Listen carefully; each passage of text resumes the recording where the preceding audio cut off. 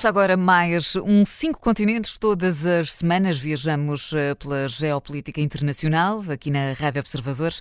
Bom dia, Bruno, bem-vindo. Olá Catarina, olá André e saudações aos ouvintes. Hoje fazemos aqui um pequeno desvio e começamos em Portugal depois deste momento. É, porém, meu entendimento que a dignidade das funções de Primeiro-Ministro não é compatível com qualquer suspeição sobre a sua integridade, a sua boa conduta e, menos ainda, com a suspeita de prática de qualquer ato criminal. Por isso, nesta circunstância, obviamente, apresentei a minha demissão a Sua Excelência, o Sr. Presidente da República.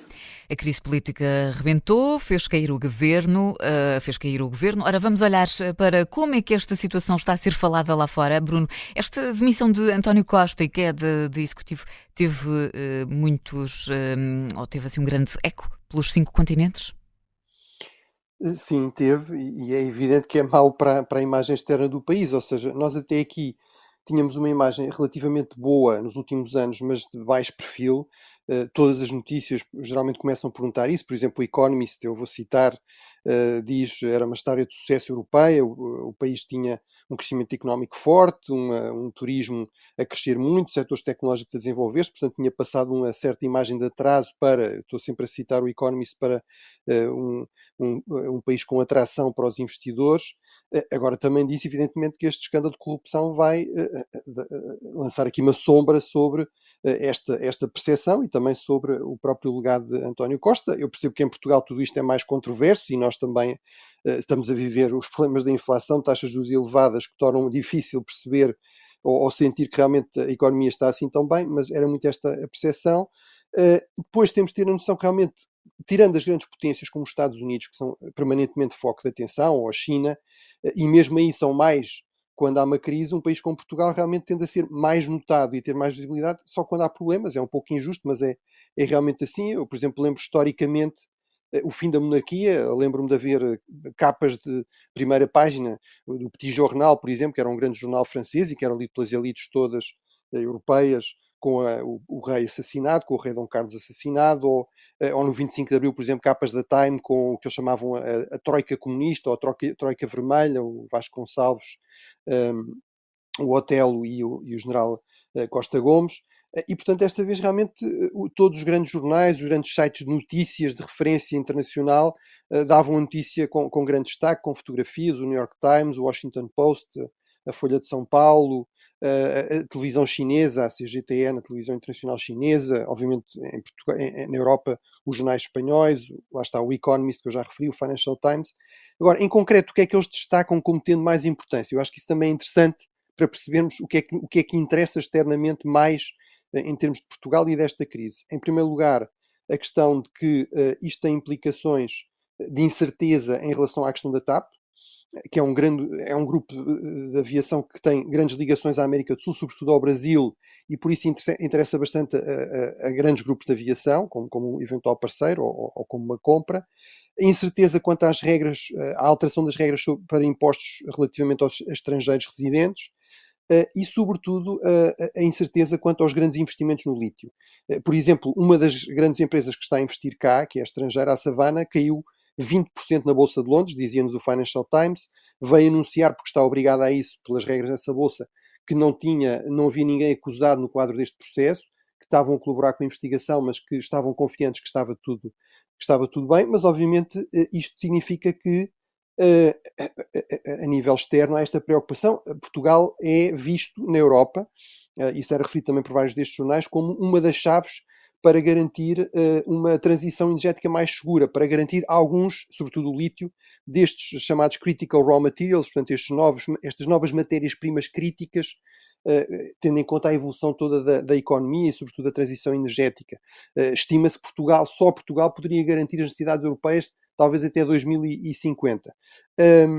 O que é que isto nos importa? Bem, obviamente não deve aqui impedir o debate político interno e muito menos investigações da corrupção. Agora, é verdade que não será bom provavelmente para a captação de investimentos, sobretudo se esta impressão permanecer, não é? Se esta má percepção permanecer, não só há a ideia do maior risco político, que vem associado à incerteza de eleições, há a ideia de que dessas eleições pode resultar também uma maior fragmentação partidária e governos de coligação mais fracos, e também esta ideia da percepção de corrupção, não é? Que aparece aqui com grande destaque, e depois e ainda também a ideia, que também é destacada em várias destas notícias, de que a justiça portuguesa é muito opaca e muito morosa, ou seja, as coisas não se resolvem, não são muito claras e não se resolvem com relativa rapidez, e isso também é mau do ponto de vista de quem quer investir, não é? Não é um bom cartão de visita para quem quer investir. Por último, há referência às implicações para o quadro da União Europeia, ou seja, é dado como quase certo que para António Costa isso significa o fim da possibilidade de ser presidente do Conselho Europeu, e vários destes sites, por exemplo, o Político, que está baseado em Bruxelas, que tem muito boas fontes em Bruxelas, dava como certo que Costa seria realmente o próximo presidente do Conselho Europeu, se, como se previa nas eleições europeias do próximo ano, os socialistas ficassem em segundo lugar e o Partido Popular em primeiro. Mas realmente isso praticamente fica afastado. Mas a questão, por exemplo, que também é comentada nesse artigo, é que não há grandes alternativas.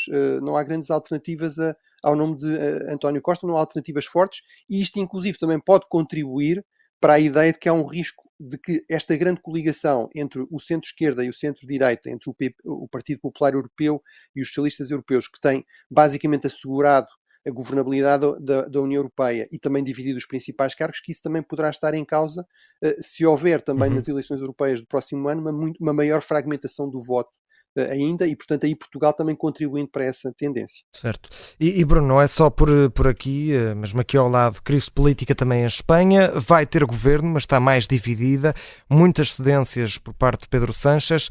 Qual é que é a importância externa também que esta crise tem, mesmo aqui ao lado? Bem, também tem uma grande importância externa. Obviamente a Espanha é um país com mais peso do que Portugal, sobretudo ao nível da União Europeia, mas mesmo a nível internacional. As eleições foram em julho, já passaram 15 semanas de negociações, primeiro do PP, do Partido Popular, e depois do PSOE. Aparentemente, finalmente haverá um governo, a partir de entre 15 e 16 será o debate no Parlamento e a posse. Se isso não acontecer, teremos de ter eleições, portanto, se não houver governo até ao final de novembro, poderá haver novas eleições em Espanha em janeiro, mas para já aquilo que parece mais provável é realmente um novo governo de Sánchez. Agora, é consensual que é um governo muito fraco, acossado, digamos, pela direita, que no fundo denuncia aqui as cedências excessivas aos independentismos, cedências que o próprio Sánchez, nomeadamente uma amnistia sem precedentes, que o próprio Sánchez tinha afastado completamente, até precisar disso para garantir a viabilização do governo, e acusado também pelos próprios nacionalistas. Os últimos a chegar a um acordo foram Juntos, portanto, a ala mais radical do nacionalismo catalão. Ora, o seu líder, Puigdemont, que no fundo perdeu estas eleições nas urnas, mas depois ganhou um enorme protagonismo e poder na Secretaria, diz que, estou a citar, diferentemente da legislatura anterior, Sánchez não terá aqui uma estabilidade garantida desde o início, terá de ir conquistando, no fundo, o direito a continuar a governar, acordo a acordo, e termina dizendo, e estou a citar, dia a dia. Portanto, isto é realmente uma receita para um governo declaradamente muito instável, muito fraco. O acordo é realmente sem precedentes, estamos a falar de, lá está, uma amnistia em que estes separatistas são perdoados, por exemplo, por gastarem milhões de euros de dinheiro público para fazer um referendo que, em termos da lei espanhola, é um referendo, é um pseudo-referendo, é um referendo ilegal. Há a garantia de que a Catalunha, que haveria um acordo para a Catalunha ter 100% dos impostos catalães. Ora, isso não existe em nenhum Estado federal, ou até, por exemplo, na União Europeia. Alguns impostos vão de Portugal para o orçamento comunitário. Portanto, realmente, e uma presença da Catalunha também. Não se percebe bem em que termos no contexto das instituições da União Europeia. Isto já gerou também um protesto sem precedentes. Todas as associações de juízes, de procuradores, a Ordem dos Advogados, denunciando o que eles chamam de ataque ao Estado de Direito, com esta amnistia sem precedentes, à independência do Poder Judicial. E, portanto, o problema também é que tudo isto tem de ser ainda aprovado no Parlamento e depois pode ser sujeito a desafios judiciais. Portanto, realmente O que é certo, o que é absolutamente certo é que vamos ter grande instabilidade em Espanha com ou sem novo governo. E, Bruno, com esta crise em Portugal, temos dado menos atenção às duas guerras, em Gaza, na Ucrânia. Em que fase estão estes dois conflitos? Bem, são conflitos de tipo muito diferente e estão em fases também diferentes. Na Ucrânia, basicamente o que temos é declaradamente um impasse. Vimos isso na semana passada nas declarações do general-chefe das Forças Armadas, do general Zaluzny. Isso gerou um problema interno, ou seja, tensões entre as chefias civis e militares. O presidente Zelensky e os seus próximos não gostaram dessa entrevista, acharam que era se calhar demasiado franca, mas sobretudo demasiado pessimista, negativa. Acharam que isso colocava em causa, por um lado, eventualmente a mobilização interna, a coesão interna, mas sobretudo também a diplomacia de guerra, a necessidade de continuar a conquistar apoios do Ocidente. Na verdade, como eu referi, nessa entrevista, o general utiliza esses argumentos para defender que se queremos mais ofensivas, mais eficazes, é preciso mais apoios e menos linhas vermelhas artificiais. Mas a verdade é que claramente para Zelensky, para os seus próximos, a palavra impasse é uma palavra tabu. E, portanto, temem que isso, pelo contrário, leve à desmobilização, quer interna, quer do apoio ocidental. Poderão ter algumas razões. Por exemplo, na Itália, a primeira-ministra Meloni foi enganada por uns cómicos russos e reconheceu algum cansaço em termos da ajuda à Ucrânia, mas também é verdade que a Itália foi sempre o país mais pró-russo dos países mais importantes no contexto europeu e, apesar de tudo, também ainda não quebrou, pelo menos publicamente, essa coesão. Mas, sobretudo, temos eleições nos Estados Unidos e essas são uma ameaça maior para esse nível de apoio. A Rússia, basicamente, está, eu diria, de regresso a Bakhmut, aqui entre aspas, ou seja, está a tentar repetir em Avdiivka o que fez em Bakhmut, lançar vagas, portanto, usar carne para canhão para tentar desgastar as defesas ucranianas e conseguir aqui uma pequena vitória e, sobretudo, a concentrar-se em atacar as redes de energia. Tudo isto é normal numa guerra prolongada, que é muito um teste logística de solidez de alianças, de solidez interna. A tensão entre civis e militares também é normal num contexto de uma guerra prolongada. E na Rússia já foi pior, ou seja, já tivemos o golpe de Prigozhin. Na Ucrânia, apesar de tudo, é um bocadinho mais civilizado. Mas a verdade é que aquilo que a Ucrânia conseguiu já é excepcional. Aquilo que a Rússia perdeu já é imenso, mas esta é uma fase bastante difícil para Kiev. Em relação a Gaza, estamos numa guerra de guerrilha, estamos numa guerra urbana, são conflitos que, em termos da tipologia de conflitos, os tipos de conflitos são muitas vezes referidos como wars among the people, ou seja, guerras no meio da população civil. Não é por acaso que porque temos cada vez mais guerras deste tipo, as guerras de guerrilha, as guerras irregulares são 85% dos conflitos desde 1945. Nesse tipo de guerras, numa guerra convencional, o normal é 8 mortes militares para um civil. Numa guerra deste tipo, muitas vezes temos 8 mortes civis para um militar. Obviamente, isto não significa que, de alguma forma, esteja aqui a tentar desculpar ou dizer que Israel não tem de respeitar as leis da guerra, mas, objetivamente, é um conflito em que é extremamente difícil não atingir grandes quantidades de civis. Não há uma linha da frente marcada. Israel não pode, ao contrário da Rússia, não pode atingir as unidades militares do Hamas que estejam numa linha da frente distinta da população. Elas estão misturadas, estão debaixo das infraestruturas civis, nos famosos túneis, e, portanto, há aqui alguma solução. Bem, eventualmente é o reforçar dos avisos para as populações saírem destas zonas. Esses avisos foram criticados externamente, do meu ponto de vista, e sempre foi um disparate. É a única opção possível, saírem para zonas mais seguras. Agora, aí pode-se exigir a Israel que crie pausas para esses corredores serem mais seguros, para essas saídas serem mais seguras e para essas zonas também serem mais seguras e terem mais condições também em termos de ajuda humanitária. Do meu ponto de vista, Israel está sobretudo a privilegiar aqui a questão da proteção da sua força, ou seja, das suas tropas, certo, a destruição do poder militar do Hamas e não tanto, embora não pareça que haja aqui provas de que há o objetivo deliberado de atingir civis em grande número, mas claramente não está a privilegiar, a dar prioridade à questão da proteção de civis. Eu penso que se eles quiserem manter algum apoio externo, devem fazer algumas destas cedências, mas não estou certo que isso aconteça. Para mim parece-me claro que em Israel a prioridade neste momento é realmente, não é o cessar-fogo, é atingir estes objetivos militares, é sobretudo destruir a estrutura militar do Hamas. E Bruno, temos de acelerar, temos 3 minutinhos até ao final. A Ucrânia e Gaza estão um pouco esquecidas por cá, como aqui disseste. Vamos relembrar alguns conflitos que também são ainda menos comentados. Vamos falar brevemente de algumas guerras que deixaram muitos problemas, muitas vítimas, mas que estão também ali meio esquecidas e tiveram desenvolvimentos recentes, como são os casos da Etiópia, da Colômbia e também de Mianmar.